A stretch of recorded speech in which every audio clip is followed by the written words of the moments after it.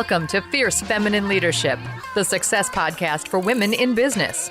Each week, we feature interviews and advice to help you step into your power and lead your way. Now here's your host, women's leadership expert, Eleanor Beaton.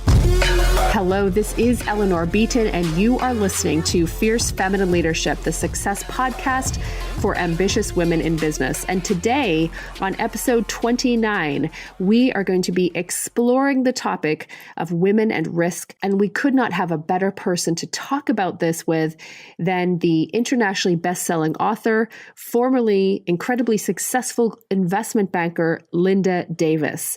And before I get into Linda's incredible profile, I want to ask you, when you were a little girl, was there someone in your life whom you looked up to, whom you idolized, you learned from, you wanted to be just like? Well, for me, that person was today's guest, Linda Davies. She was and is a huge inspiration for me, one of my lifelong mentors. She's my aunt, and I'm so delighted to have her on the show today. So Linda is now a best-selling novelist, but she took an interesting journey to get there. She graduated in politics, philosophy, and economics from Oxford University, and then worked for a large U.S. investment bank. She was the first woman to work in their European corporate finance division, and she stuck that out for 7 years and then escaped, in her words, to write novels.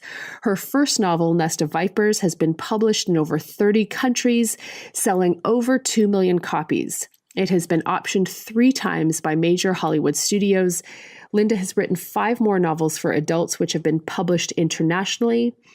She lived in Peru for 3 years and then in the Middle East for 8 years, during which time she was kidnapped by Iranian government forces and held hostage for 2 weeks in Iran. After the UK government's intervention, she was freed. She has written about her kidnapping and detention in her memoir, Hostage, Kidnapped on the High Seas. Her most recent novel for adults, Arc Storm, is described by the former U.S. Secretary of Defense William Cohen as a brilliantly crafted thriller. Science, sex, murder, meteorology, and venture capital predators are all stirred up in this stunning novel. Now, Linda writes for young adults too. Her first series, The Gin Quintet, has been optioned to turn into an animated film. Her latest young adult novel, Longbow Girl, was published by Barry Cunningham and Chicken House. And Barry Cunningham, P.S., is the man who, when he was at Bloomsbury, discovered Harry Potter and put J.K. Rowling on the map. It has just been published, Longbow Girl, in the United States by Scholastic and is at fine bookstores everywhere. As well as writing novels, Linda also writes for The Times, The Sunday Times, The Daily Telegraph, The Independent, and The Guardian newspapers, and the National Theatre. She is the winner of the Philip Geddes Prize for Journalism. We had an incredible conversation where she talked about the harrowing moments when she was held hostage by the Iranian government. She talks about her decision to leave a lucrative, high-flying, dazzling career as an investment banker for the uncertain future of a novelist. She talks about how she cultivates a strong, solid mind, how she combines a writing career with family life. It's an incredibly fun conversation, and I can't wait to share her with you.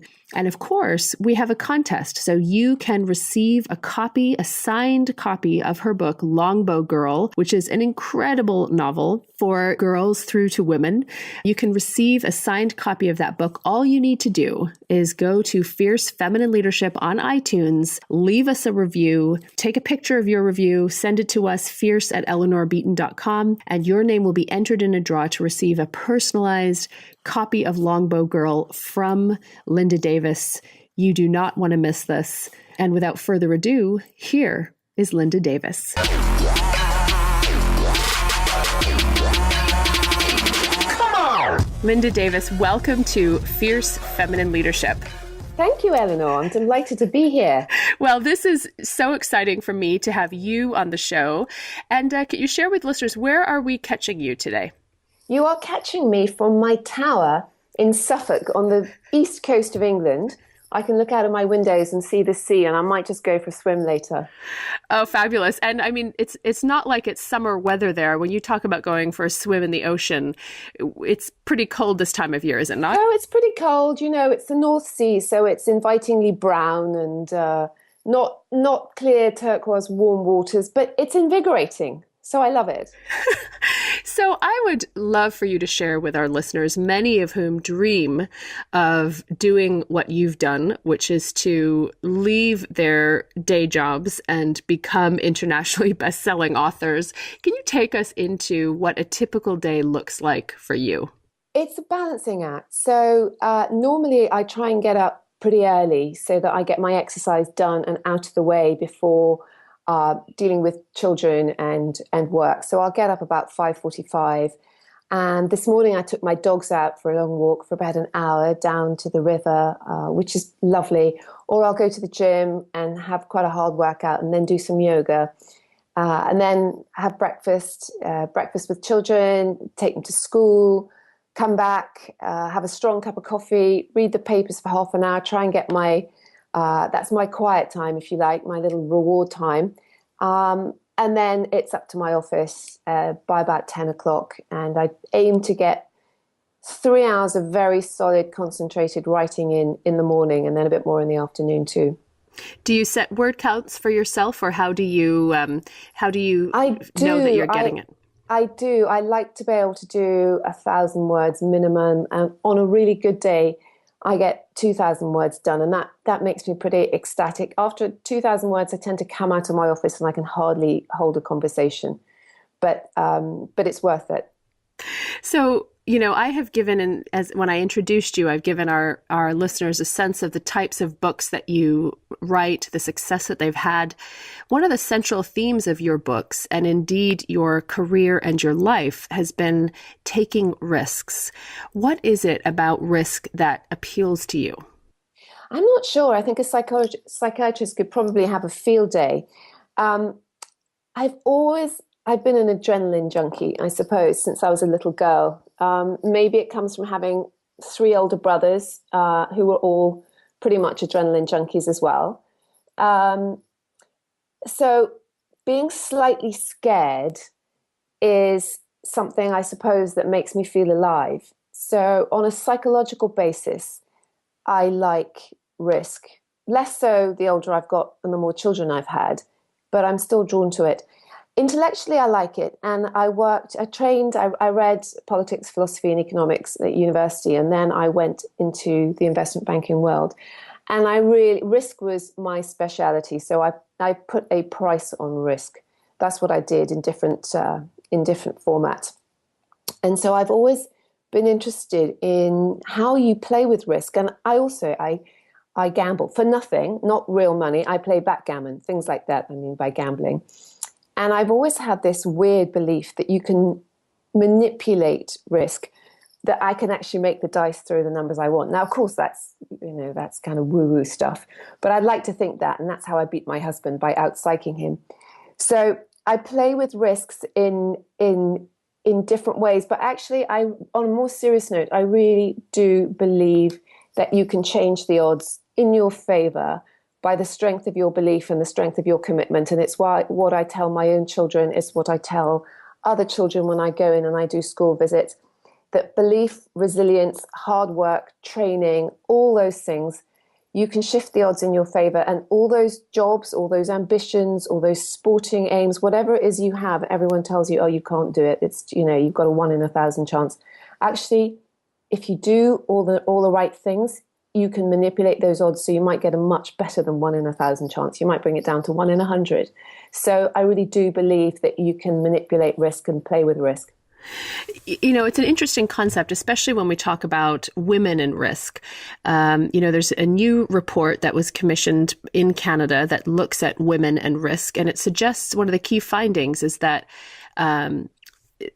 a woman's attitudes about risk are related to her perceived self-confidence. What are your thoughts on that?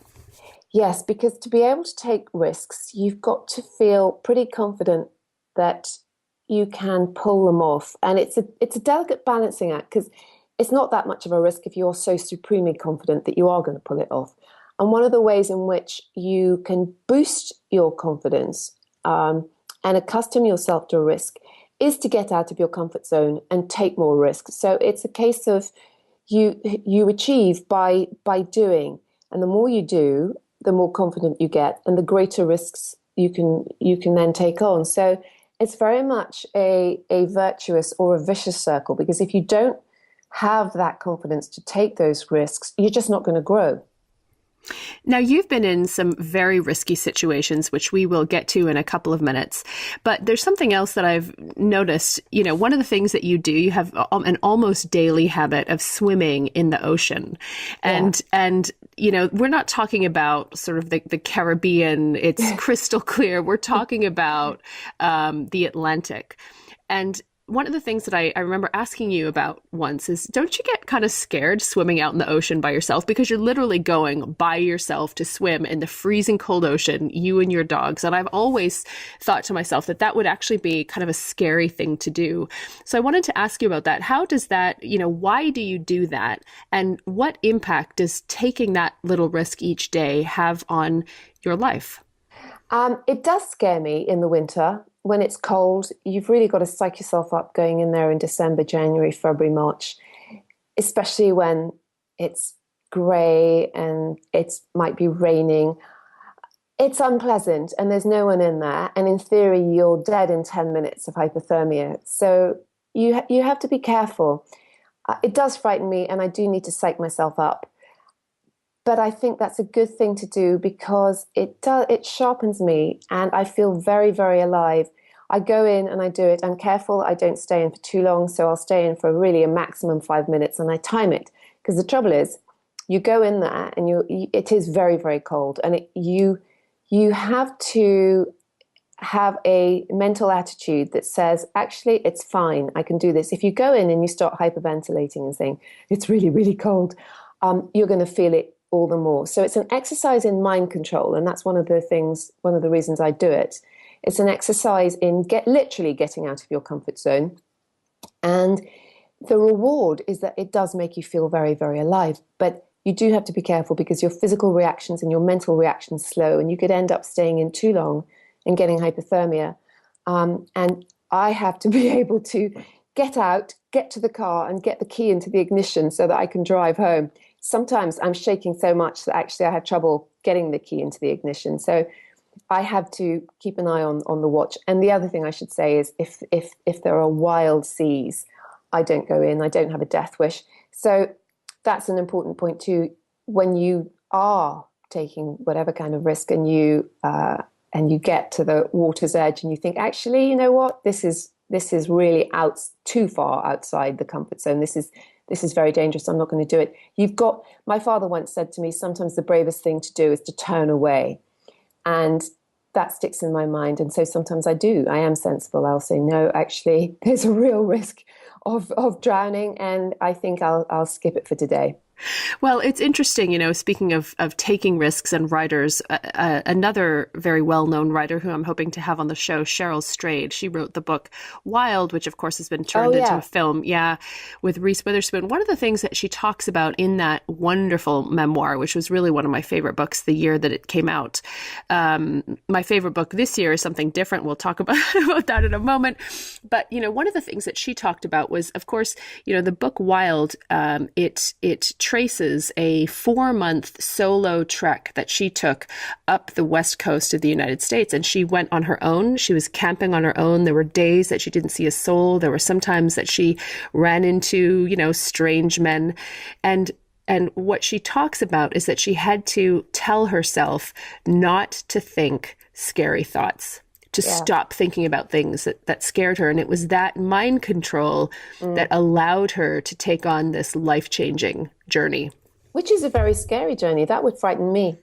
Yeah, absolutely. I'd be petrified to do it.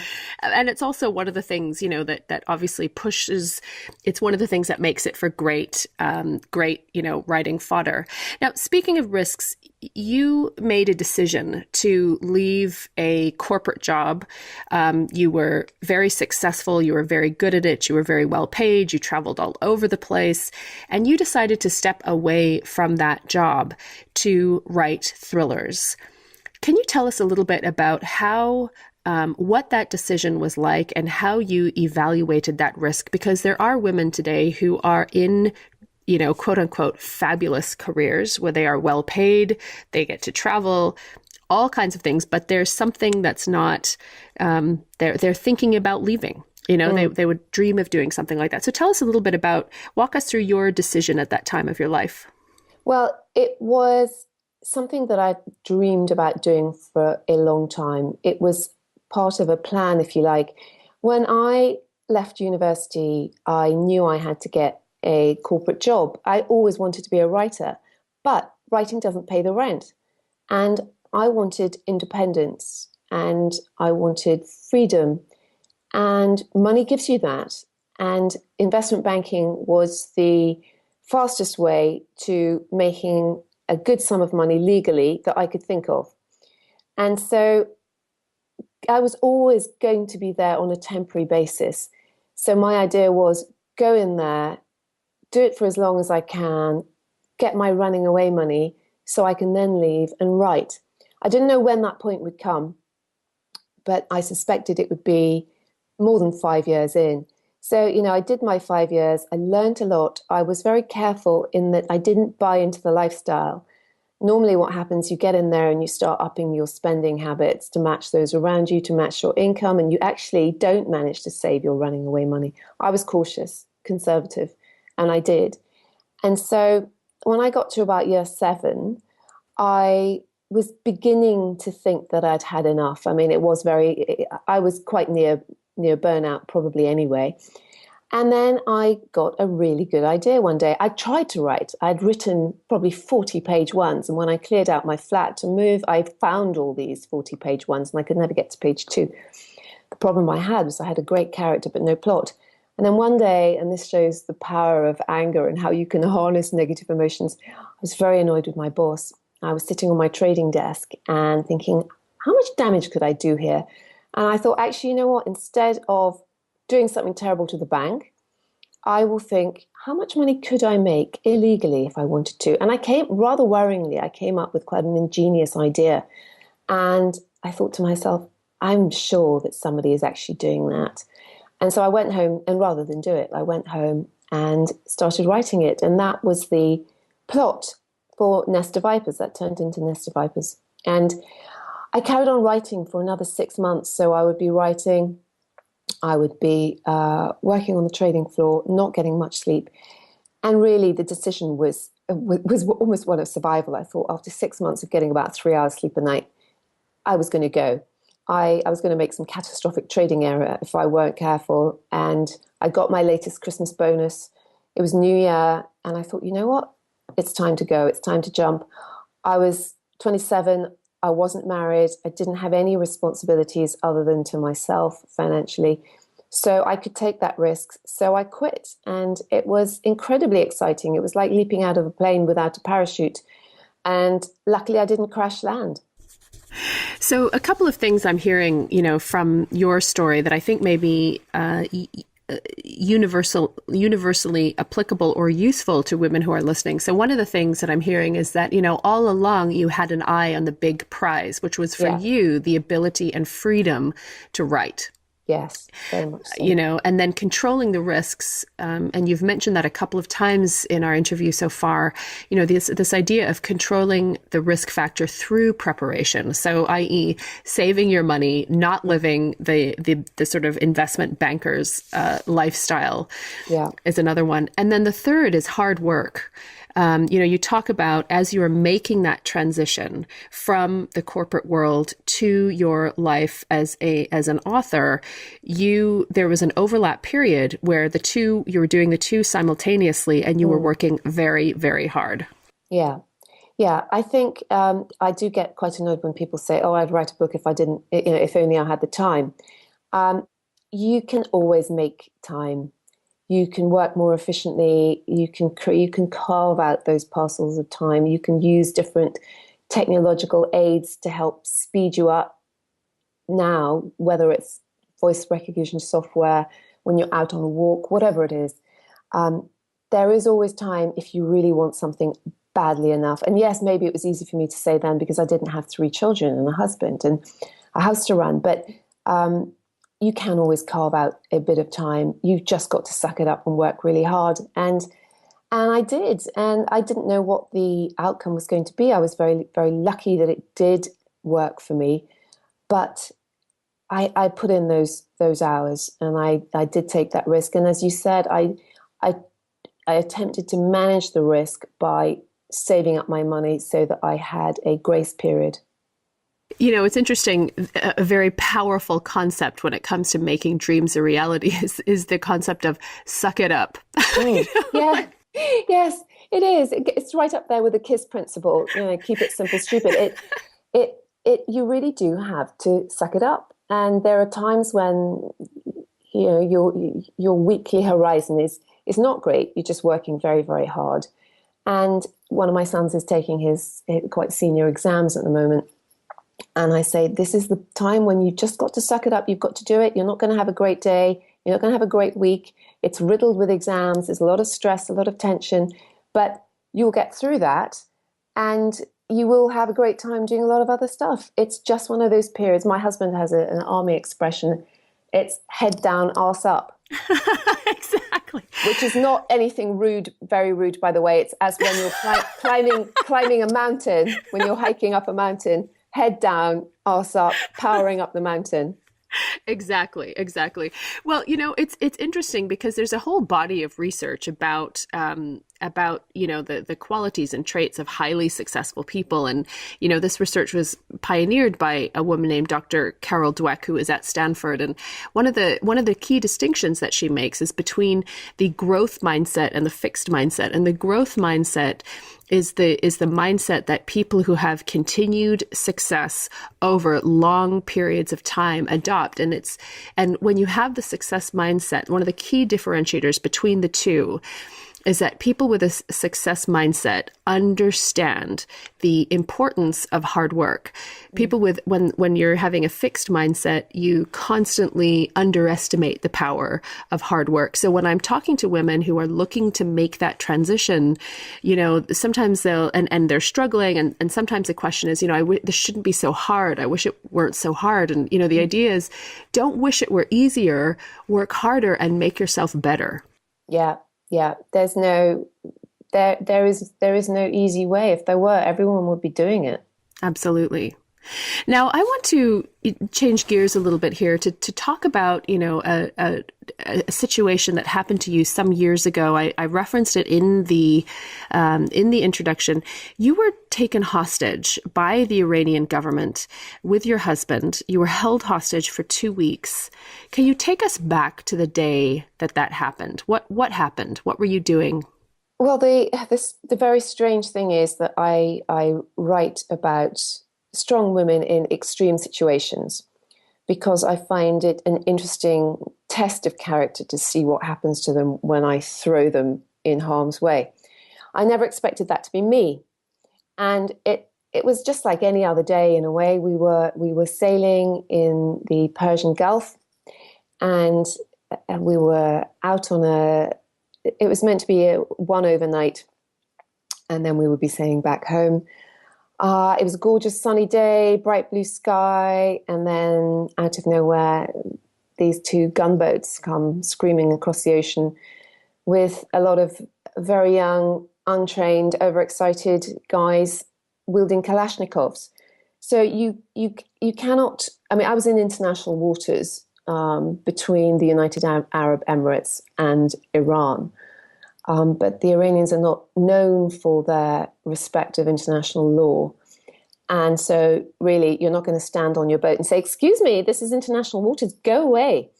You don't argue with gunboats and Kalashnikovs. So that was the start of a 2-week nightmare that really, when it cannot be happening, this really isn't happening. But it is, and you've got to deal with it.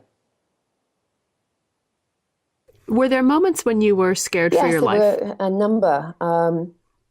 it was very volatile early on, and we were at one stage we were lined up to be shot. One boat, we were standing on the deck. The other boat pulled away, so it wasn't in the firing line. The guys lined up with their Kalashnikovs on us, and it was time to say your goodbyes. And what happened then was the radio crackled into life, and clearly the guys got other instructions. I mean, they could easily have shot us. We would have gone overboard. They would have scuttled our boat. There would have been no sign of it. They could have denied everything. So it would have been a crime that they could easily have got away with. But I think someone higher up in the chain of command realized that we might be useful, and so gave a contradictory command, and then we were taken off to this island, and other guys flew in, and then the formal interrogation started. What impact does an experience like that have on you, on your worldview, on who you are? First of all, it makes you extremely grateful for freedom. It makes you realize that you have to value different things than you might have valued before. So, for instance, a lot of my sense of self-image and self-worth and my sense of direction in life was based on the fact that you work hard, you set goals, you achieve those goals, and that makes you who you are. But when you are a hostage, you are absolutely and utterly without power, although I can contradict myself in saying that actually there is always something you can do to change your odds. But it is the ultimate in powerlessness, really.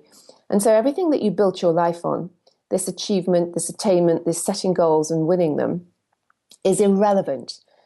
And you have to find something else inside yourself. Now, whether that's religion, whether that's love for your children and your husband, whether it's another kind of spirituality, it doesn't matter. You've got to have something that you can go to and that will give you strength. So I realized how important love and spiritual belief are. And when I was freed, I realized, actually, you know what? All it really takes to make me happy is to go and be able to look at my children sleeping at night and be with my husband, be able to reach out and touch my children, have them within arm's length, and for them to be happy and healthy. And really, if I have that, then all the other stuff that goes on doesn't really matter. Fascinating. Now, you wrote about this, in the book Hostage. Was it challenging to write about it? Yes, it was. I wrote pretty much as soon as we were released. There was a lot of media attention, and I thought, okay, I'm a writer. I will write 1,800 words to describe it so that I have it in my words, and I'll get that done and out. So I did that, and it was on the front page of the Daily Telegraph, and I thought that was the end to it. I wasn't going to talk about it, come back to it again. And I didn't really for 9 years. And then I was talking to an American friend who was saying, you're mad not to write about your experiences. It was such an extreme situation. You're a writer. Why don't you write it? So I thought, you know what? 9 years have passed. Okay, let's give it a go. And it was a very interesting exercise on two levels. One, because it's nonfiction, and I normally write fiction, and it's my own story. And two, because I thought I could do it with some degree of equanimity, and I was totally wrong. It brought back everything, and it was very painful, especially the stuff about the children and missing the children and thinking, would I ever see them again? But it was cathartic, and the story is there now. If the children want to read it one day, they can. If they don't want to, they don't need to. If anyone's interested in it, or because I don't talk about it when I go out and I meet new people. If they hear about it and they ask me, I can now say, read the book, rather than having to sort of go through it and pull it up again. So and it was technically, I think it's probably the best writing I've ever done. Maybe because it was from the heart. Although I'd like, thank It's you. fabulous. It's so immediate. Yeah, it's a wonderful, Thank you, wonderful Eleanor. story. Yeah. You know, one of the things that strikes me as you're saying this, and that it was 9 years before you decided to write about it in a larger way. I've noticed, you know, in working with powerful women, that sometimes we as women undervalue our stories. Yes. You know, so it's not unusual for me to talk to a woman who has achieved extraordinary things, and she may, you know, she's about to go and give a keynote, or she needs to prepare to give a keynote, or she's been approached to write a book, and what I'll often hear is, who would be interested in my story? I don't even know that I have anything to say. What do you think is the benefit of sharing our stories with a larger audience? The first thing we do when we sit down to do that, when we sit down to write our speech, is that we realize actually we do have a story. So it was quite funny when I said I was going to write this book to my husband. He said, well, what's to tell? You know, we went sailing, we got kidnapped, we got held, we got interrogated, we got released.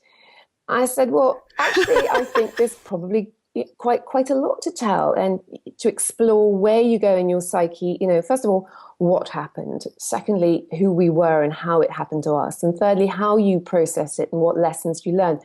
So and I managed to write a sort of 50,000 word book that seems to capture people's interest, and has been very well reviewed.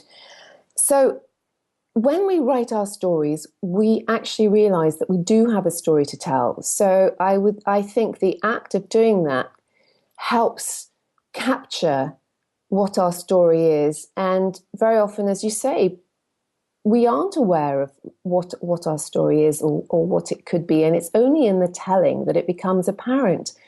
So I think it's a great exercise to quite a lot of women, successful women, shy away from public speaking.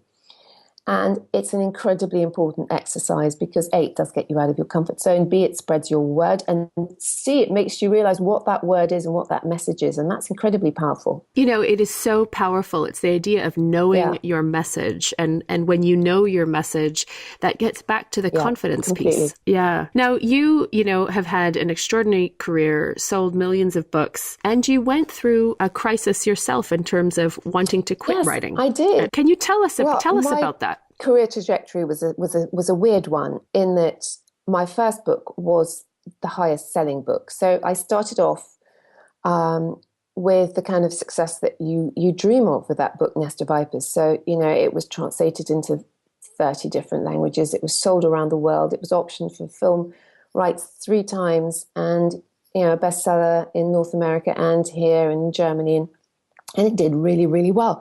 So it was amazing. I thought, wow, this is just fabulous. You know, now I continue this. I'm fabulous. This is fabulous. And I've done it. But the thing is, you've got to do it again and again and again.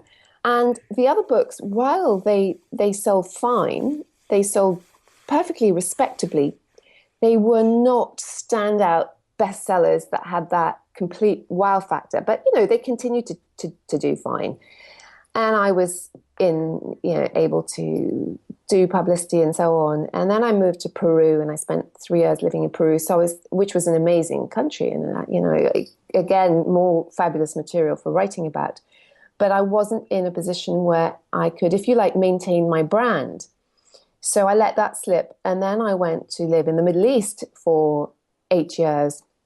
And the same thing happened again, really. So I was writing, but if you don't get your name out there and you're not discoverable, nobody's really going to buy your books.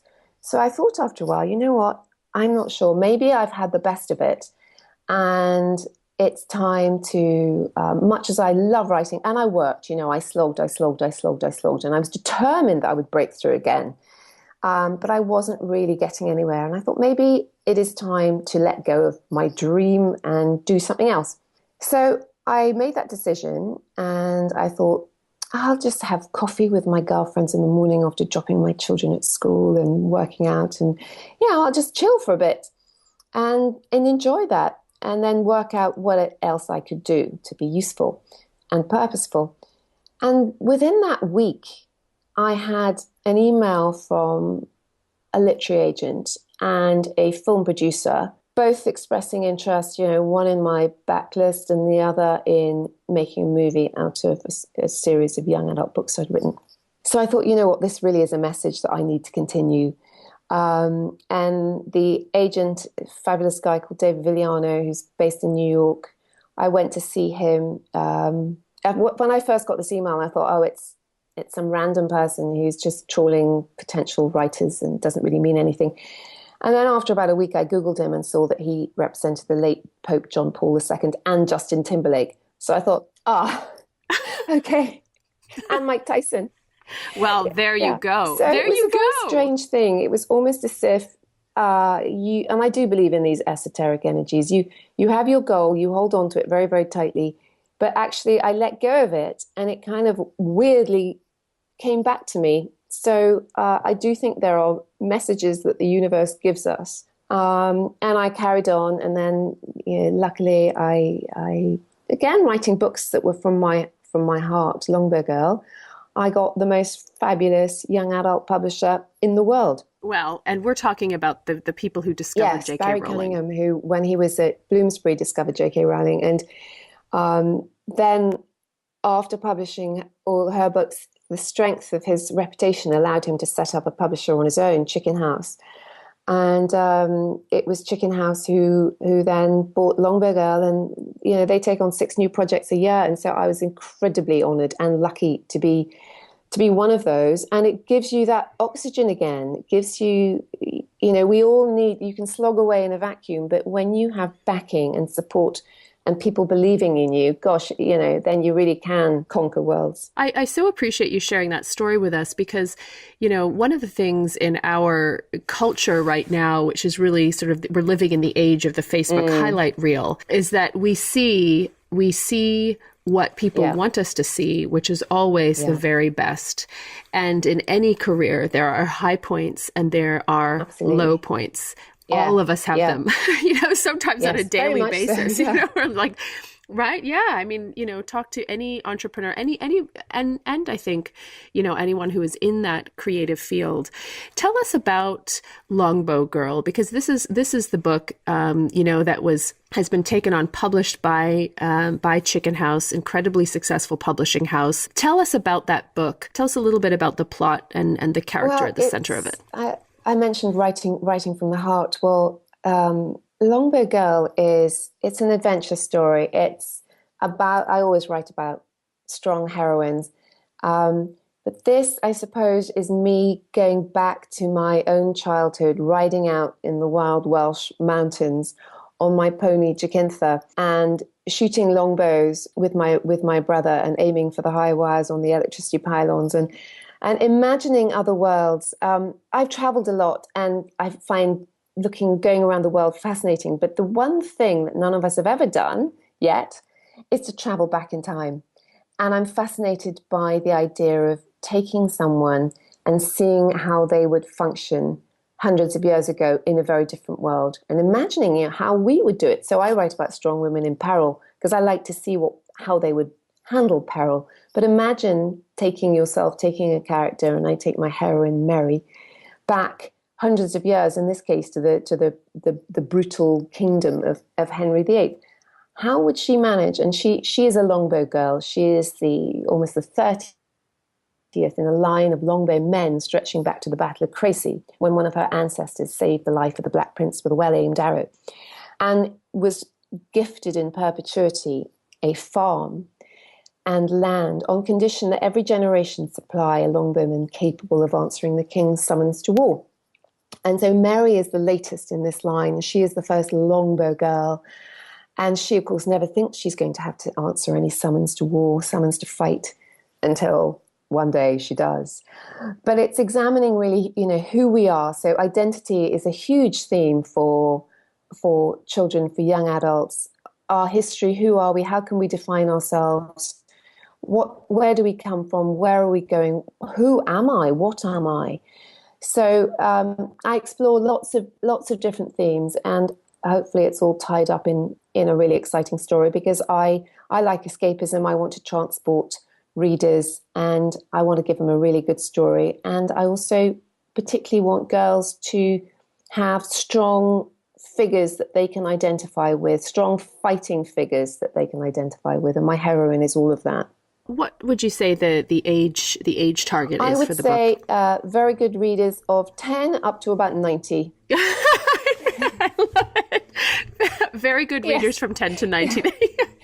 I think adults can really, really enjoy it as well. I've had very good feedback from people literally across that age spectrum. Well, it's a wonderful story, and it's interesting. I was, speaking of fighting, I was at a Taekwondo class with my sons, and I was talking to a mother of one of the girls at the class who talked about how much she loved that book. And yeah, and it's interesting. So I do, I work primarily with women, but I do a little bit of work now with girls, with teenagers. And it's so, it takes me right back to that very, tentative time in our development, as we're transitioning from being girls to being women, that your whole sense of who you are, for me anyway, it was very shaky. It is very shaky. I think it's also particularly tough for girls now and boys because of social media and this feeling that you have to conform to this idea of perfection. And it's all about how you look, not what you do. And what I'm trying to do and what I write and my heroines and what they do is show girls actually what you do is really important. And you can live a physical life where you're doing sports or you're learning a skill, or maybe it's playing an instrument, whatever it is, but worry about what you do rather than how you look and lose yourself in that. And that's my message to girls, I suppose. And I think they need that guidance because there's far too much emphasis on how they look, and doing something, finding an outlet in that, being good at it and losing yourself in it is really important. Plus, of course, if it's sporting, you get all the endorphins. So you get a feel-good factor as well, which is really important when you're going through all those hormonal changes. Well, and there's a body of evidence that suggests that, girls who play competitive sports at the age of sort of 12, 13, 14, that's when girls start to drop out of competitive sports.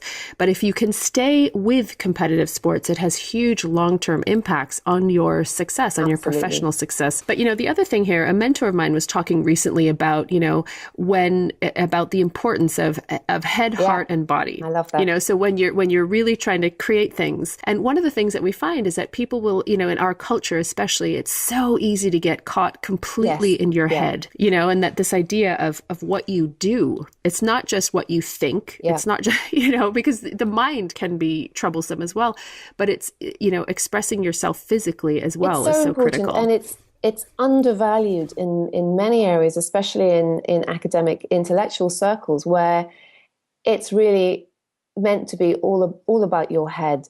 But your body is incredibly important to your well-being, and it's to live a life where you don't inhabit your body means that you're missing out on so much as well. So yes, getting that balance is incredibly important. Linda Davies, it's been such a pleasure to have you with us on the show.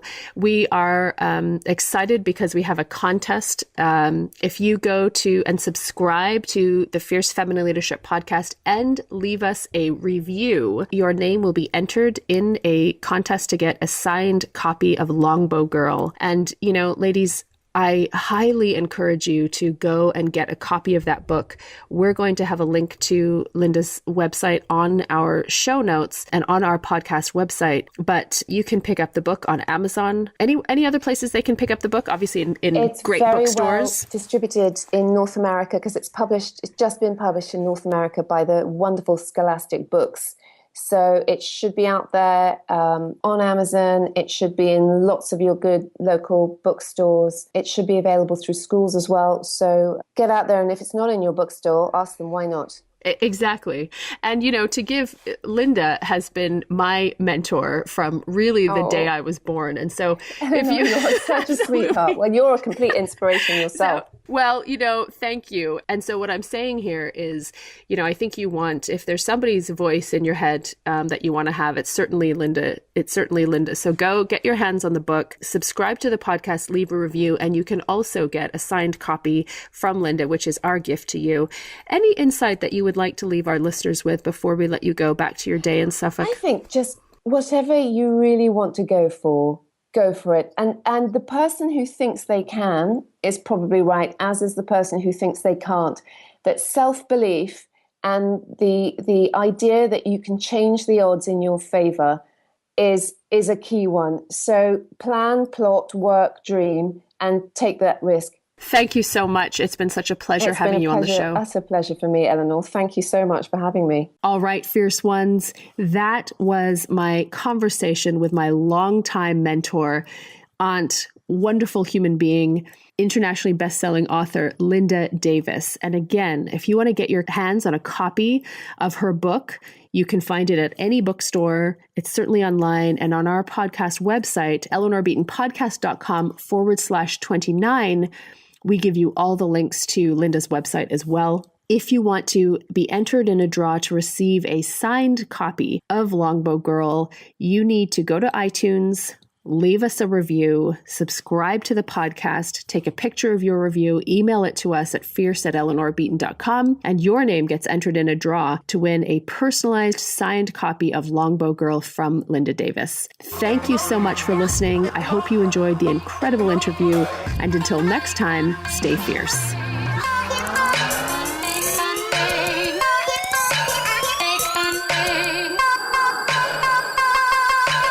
Thank you for listening to Fierce Feminine Leadership. Be sure to head over to iTunes and subscribe to the show. While you're there, leave us a fierce review. When you leave a review, your name is automatically entered into a monthly draw. Each month, we'll draw one reviewer to automatically receive a private coaching session with women's leadership expert Eleanor Beaton. So remember, head over to iTunes and subscribe to the show. Then leave us a review for your chance to win a private coaching session with Eleanor Beaton.